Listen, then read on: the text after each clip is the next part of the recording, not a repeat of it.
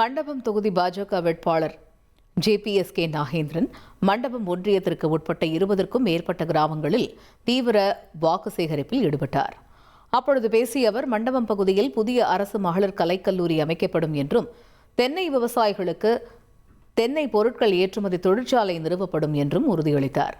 மேலும் அரசு மதுபான கடைகளை படிப்படியாக குறைத்து கள்ளுக்கடைகள் திறக்க நடவடிக்கை எடுக்கப்படும் எனவும் தெரிவித்தார். பேருந்தில் ஏறி பயணிகளிடம் வாக்கு சேகரித்த அவருக்கு கிராம மக்கள் உற்சாக வரவேற்பளித்தனர். ஆர்ட்ஸ் காலேஜ் பற்றி, அதாவது இந்த பகுதிகளில் உள்ள படிக்கிறதுக்கு ராமநாதபுரம் போகணும், இல்லை கீழக்க போகணும், அந்த மாதிரி தான் இருக்குது. அதனால் இந்த பகுதிகளில் கடற்கரை கிராமத்தில் கண்டிப்பாக எல்லாரும் கேட்டுக்கிறாங்க, ஒரு ஆர்ட்ஸ் காலேஜ் வேணும்னு சொல்லிட்டு, கலைக்கல்லூரி வேணும்னு சொல்லிட்டு.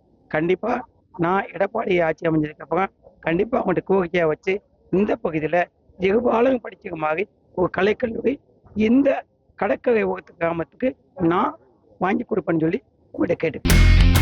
இனி செல்லும் இடமெல்லாம் செய்தி. தந்தி டிவியின் வாட்ஸ்அப் சேனலை ஃபாலோ பண்ணினா செல்ல இருக்கும் இடமெல்லாம் செய்தி.